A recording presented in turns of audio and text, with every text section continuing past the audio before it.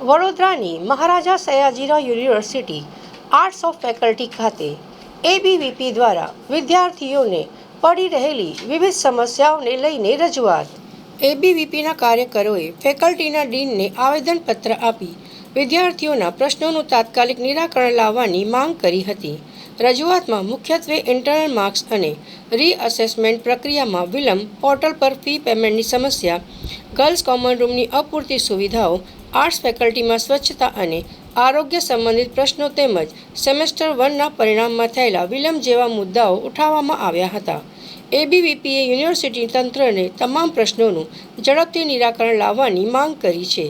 સાથે ચેતવણી આપવામાં આવી છે કે જો આગામી 7 દિવસમાં યોગ્ય કાર્યવાહી નહીં કરવામાં આવે તો એબીવીપી દ્વારા ઉગ્ર આંદોલન કરવામાં આવશે.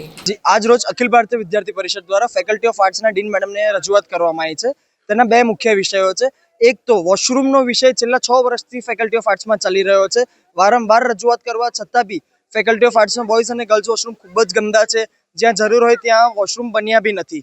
બીજો વિષય છે કે ફેકલ્ટી ઓફ આર્ટ્સમાં લેક્ચર ચાલુ કરી દીધા છે, સેશન ચાલુ કરી દીધા છે, પરંતુ જે વિદ્યાર્થીઓ ગુજરાતની બહાર, વડોદરાની બહાર ભણે છે તે વિદ્યાર્થીઓનું ફેકલ્ટી અપ્રુવલ કરવામાં આવ્યું નથી. એટલે વિદ્યાર્થી પરિષદની સ્પષ્ટ માંગ છે કે જેટલા બી વિદ્યાર્થીઓને ફેકલ્ટી અપ્રુવલ બાકી છે તે વિદ્યાર્થીઓને 2 દિવસની અંદર ફેકલ્ટી અપ્રુવલ મળી જવું જોઈએ.